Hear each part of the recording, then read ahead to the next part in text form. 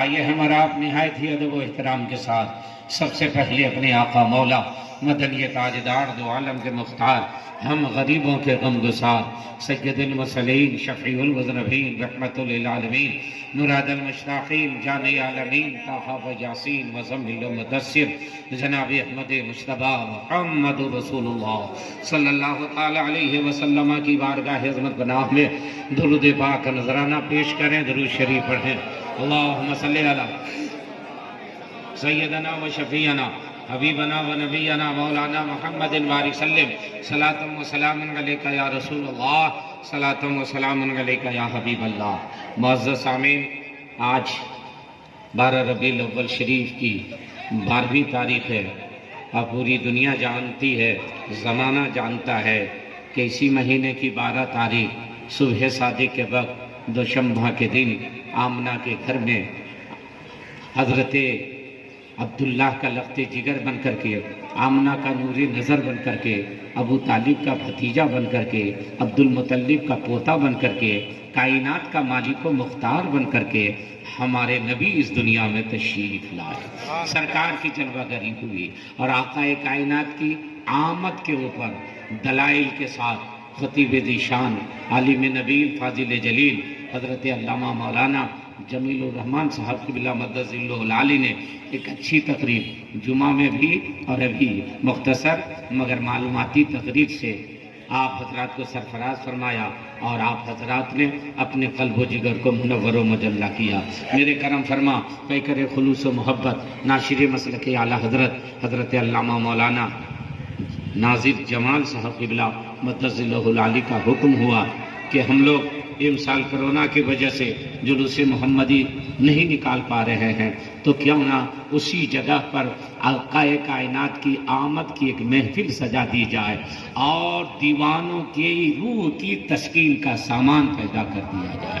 آپ کلکتہ آئے ہوئے ہیں تو یہاں بھی آ جائیے، اور میں اسی وجہ سے آپ کی بارگاہ میں حاضر ہوں۔ میں چاہتا ہوں کہ تھوڑی دیر آپ اس انداز سے بیٹھیں، دیکھیں، سنیں، لگے دنیا دیکھ کر کے کہہ دے کہ یہ جو کھڑا ہے وہ نبی کا غلام کھڑا ہے، یہ جو جشن منا رہا ہے نبی کا دیوانہ منا رہا ہے۔ حضرات معلوم ہے اللہ تعالیٰ نے میرے نبی کو اپنے نور سے بنایا اور سب سے پہلے بنایا، پوری کائنات سے پہلے بنایا، زمین و زماں سے پہلے بنایا، مکین و مکان سے پہلے بنایا، لوح و قلم سے پہلے بنایا، عرش و فرش سے پہلے بنایا، حور و غلمان سے پہلے بنایا، جنت و رضوان سے پہلے بنایا، چاند کی چاندنی سے پہلے بنایا، سورج کی روشنی سے پہلے بنایا، کہکشاں کے جمال سے پہلے بنایا، دریا کی ربانی سے پہلے، سمندر کی طغیانی سے پہلے، موجوں کے کلی سے پہلے، پھولوں کی مہک سے پہلے، آبشاروں سے پہلے، کوہساروں سے پہلے، نکہتوں سے پہلے، گلوں سے پہلے،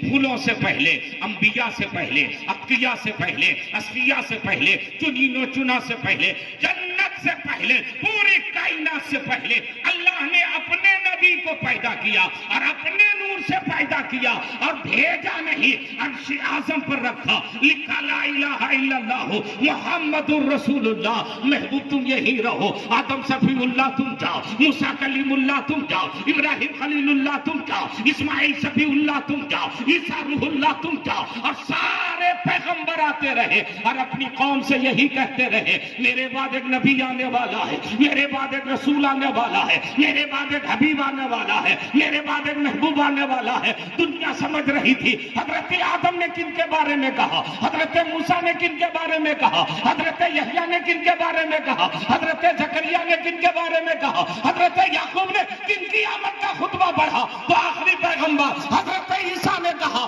اب میں نام لے کے بتا رہا ہوں میرے بعد جو نبی آئیں گے من بعدی اسمہ احمد، میرے بعد جو آنے والے ہیں وہ احمد بن کے آنے والے ہیں، محمد بن کے جانے والے ہیں۔ زور سے جواب دیجئے گا۔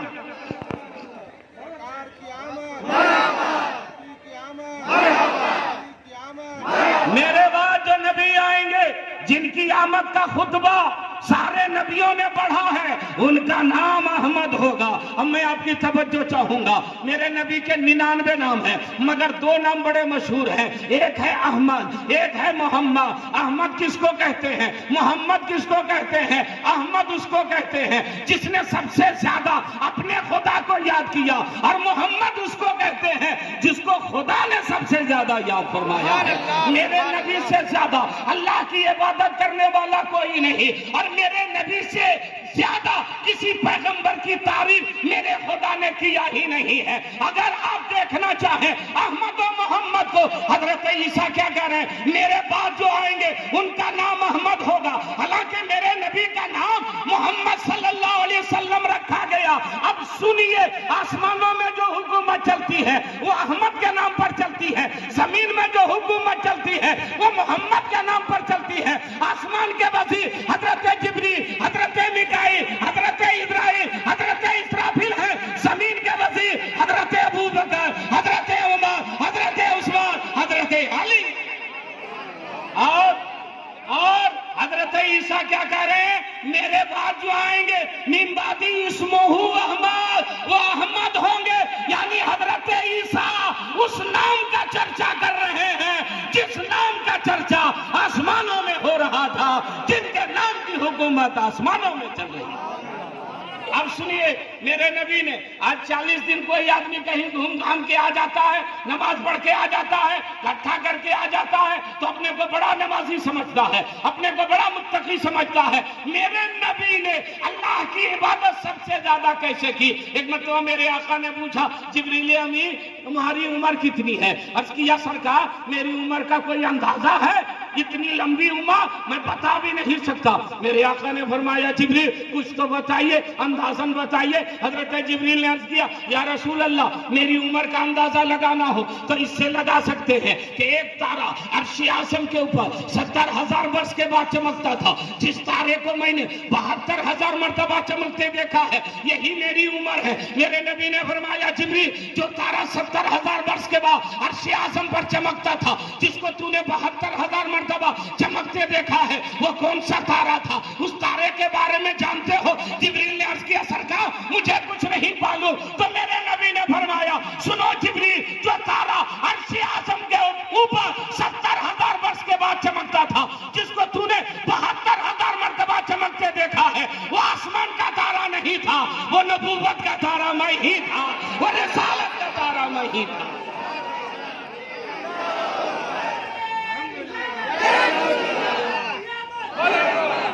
ہاتھ اٹھا کے، ہاتھ اٹھا کر کے کیا کہنا؟ سبحان اللہ۔ ایک مرتبہ ہاتھ اٹھا کے بول دیجئے سبحان اللہ۔ میرے آقا نے فرمایا وہ نبوت کا تارا میں ہی تھا، میں ہی چمکا کرتا تھا، مجھے کو تم دیکھا کرتا تھا۔ اب جبریل امین نے سوال کیا یا رسول اللہ 70,000 برس کہاں تشریف لے جاتے تھے؟ 70,000 برس کے بعد ایک مرتبہ آپ نظر آتے تھے۔ تو میرے آقا نے فرمایا سنو جبریل، وہاں بھی میں اللہ کی عبادت ہی کرتا تھا، جب میں قیام میں ہوتا تو تجھے نظر آتا تھا، اور جب سجدے میں جاتا تھا تو تجھے نظر نہیں آتا تھا، میں بھی اللہ کی عبادت ہی کر رہا تھا۔ یہ میرے نبی ہیں جن کا نام احمد ہے، بول دیجئے سبحان اللہ۔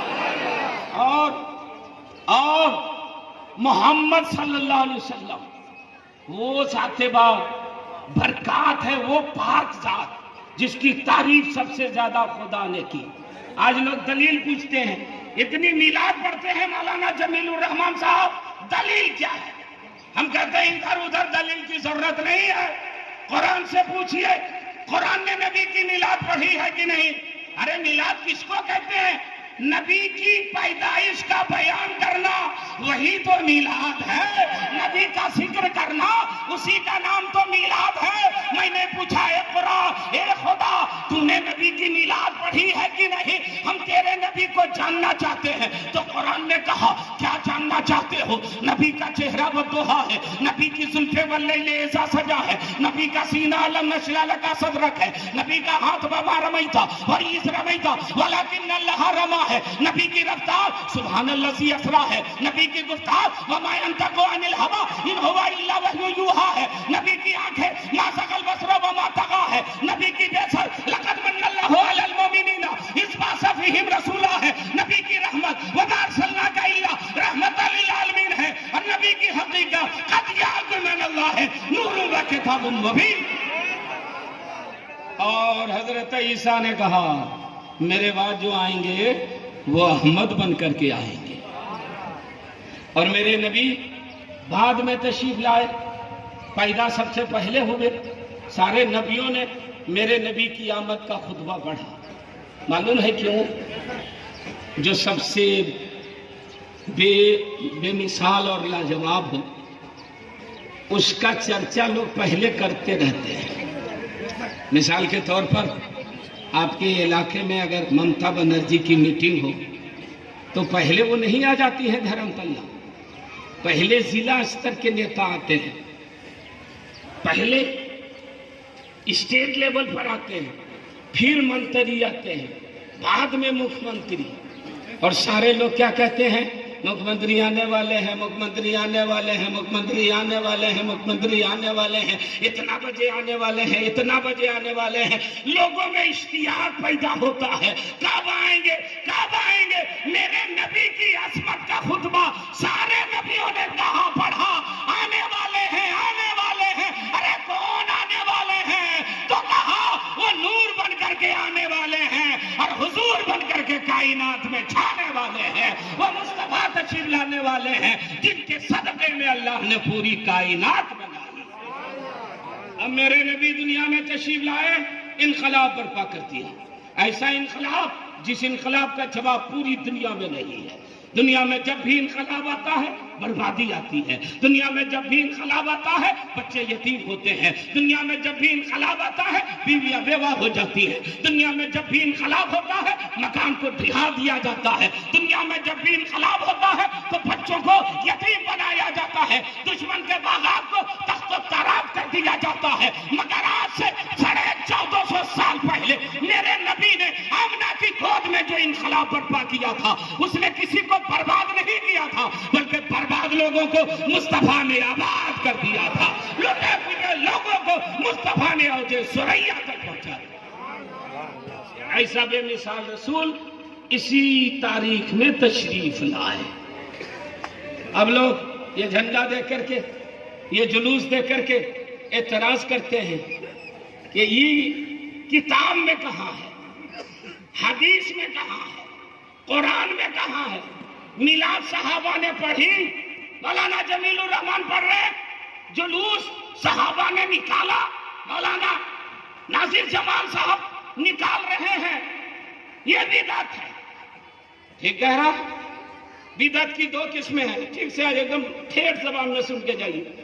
بدعت کی دو قسمیں ہیں، ایک بدعت حسنہ، ایک بدعت سیئہ، ایک اچھی بدعت، ایک بری بدعت۔ اور اس کو عام لفظوں میں ہم آپ کو سمجھائیں، بدعت اس کو کہتے ہیں جو کام نبی کے زمانے میں نہیں ہوا، آج اگر وہ کام ہو رہا ہے تو وہ کام بدعت ہے۔ میلاد بھی اس طرح نبی کے زمانے میں نہیں ہوئی تھی، اس لیے بدعت ہے، ٹھیک ہے؟ لیکن مسجد بھی ماربل والی نبی کے زمانے میں نہیں تھی، یہ بھی بدعت ہے۔ موبائل بھی نبی کے زمانے میں نہیں تھا، یہ بھی بدعت ہے۔ یہ کرسی بھی نبی کے زمانے میں اس طرح نہیں تھی، یہ بھی بدعت ہے۔ یہ مائک نبی کے زمانے میں نہیں تھا، یہ بھی بدعت ہے۔ اور ایک لفظ کہیں کہ جو لوگ کہتے ہیں میلاد بدعت ہے، اس کو کہتے ہیں کہ تم بھی نبی کے زمانے میں نہیں پیدا ہوئے تھے، اس لیے تم بھی بدعتی ہو، تیری اولاد بھی بدعتی ہے، بند کر دو بیٹا بچہ پیدا کرنا، سبھی بدعتی پیدا ہو جائیں گے۔ بدعت۔ اور آگے چلیے، بہت سارے کام ہیں جو میرے نبی کے زمانے میں نہیں ہوا مگر صحابہ نے کیا، جیسے حضرت فاروق اعظم نے امام و مؤذن کا مشاہرہ مقرر کیا، یہ نبی کے زمانے میں نہیں تھا۔ الصلاۃ خیر من النوم، جو فجر کی نماز میں اضافہ کیا گیا، وہ نبی کے زمانے میں نہیں تھا۔ تراویح کی جماعت نبی کے زمانے میں جماعت سے نہیں پڑھی جاتی تھی، بعد میں پڑھی جانے لگی۔ قرآن جس طرح ابھی ہم لوگوں کے سامنے موجود ہے، نبی کے زمانے میں ایسا نہیں تھا۔ اب میں آپ سے پوچھنا چاہتا ہوں، دنیا میں کوئی ہے جو بدعت سے بچ جائے گا؟ سارے لوگ بدعتی ہو جائیں گے۔ اب کہنا پڑے گا کہ ہم لوگ بدعت سیئہ نہیں کرتے ہیں، بدعت حسنہ کرتے ہیں۔ جس طرح مسجد میں ماربل لگانا بدعت حسنہ ہے، اسی طرح نبی کی میلاد بھی منانا یہ بدعت حسنہ ہے، ثواب کا کام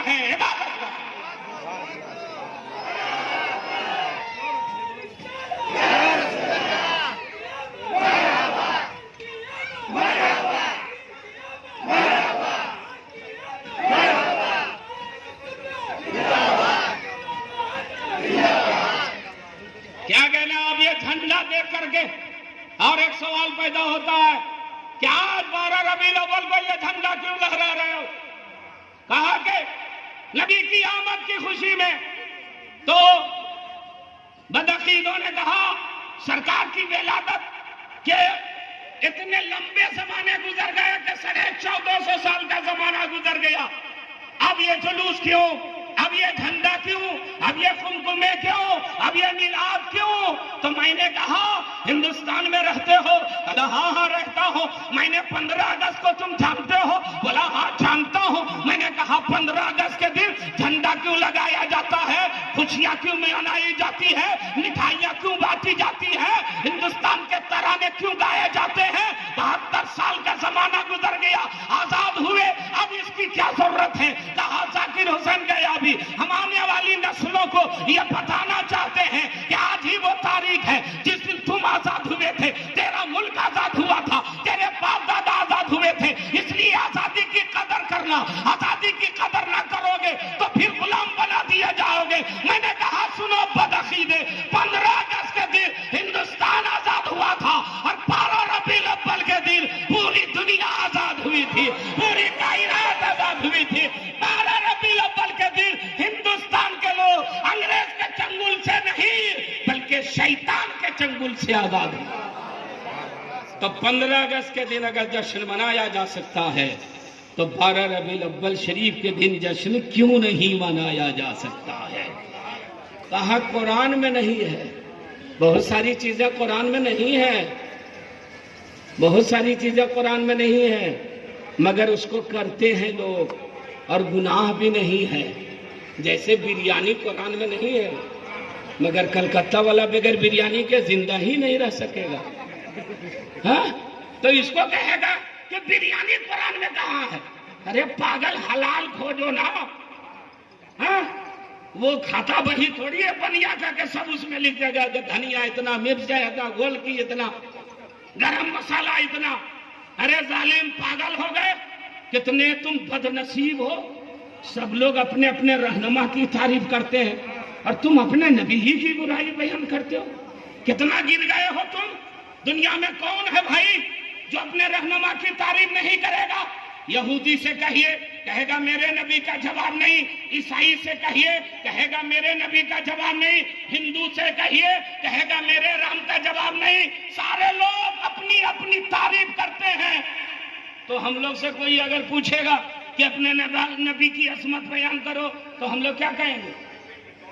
معاذ اللہ ثم معاذ اللہ، میرے نبی کو کوئی پاور نہیں تھا، میرے نبی کو کوئی اختیار نہیں تھا.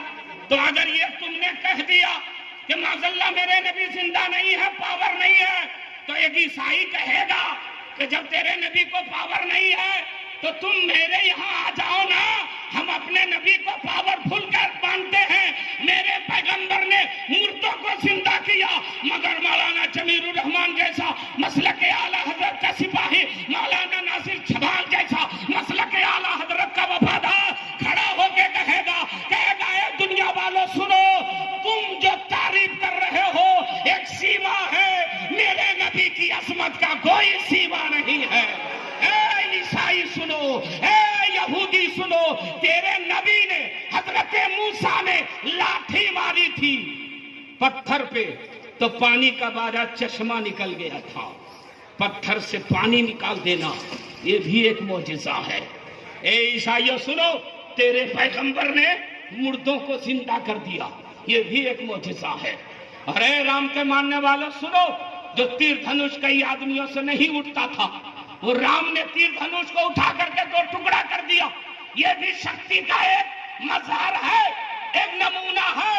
لیکن ہم سنیوں سے پوچھو تو ہم جواب دیں گے اے عیسائیوں، تیرے نبی نے مردے کو زندہ کیا ہے اور میرے نبی نے پتھروں سے کلمہ پڑھا دیا ہے، میرے نبی نے کنکریوں سے کلمہ پڑھا دیا ہے. مردے کو زندہ کرنا حضرت عیسیٰ کا معجزہ ہے. جان تھی پھر لوٹا دیا، مگر بے جان میں جان ڈال کے کلمہ پڑھا دینا یہ میرے نبی کا معجزہ. اور اے یہودیوں سنو، لاٹھی مار کر کے پتھر سے پانی نکالنا یہ حضرت موسیٰ کا معجزہ ہے. بھائی پہاڑ ہے، हो सकता है पीछे में पानी का चश्मा हो, लाठी मारा पानी निकल गया, पत्थर से पानी निकालना हजरत ईसा हजरत मूसा का मौजज़ा है, मगर उंगलियों के पोरों से पानी निकाल देना ये मेरे नबी का मौजज़ा है, ये मेरे हबीब का मौजज़ा है। अरे तीर धनुष तोड़ने वाला हाथ में लेकर के तीर धनुष तोड़ देना ये तो ताकत है, लेकिन सुनो, जमीन पे बैठ के उंगली के इशारे से चांद को दो टुकड़ा कर देना ये मेरे नबी का मौजज़ा है, ये मेरे नबी की अजमत है कि जमीन पर ही रहते हुए आसमान में भी हुकूमत चला रहे। हजरात, वो रसूल तशरीफ लाए जिनके सदके में अल्लाह ने हमें साहिब ईमान बनाए, और कुरान ने कहा मैंने मोमिनीन पर एहसान किया है, मोमिन पर।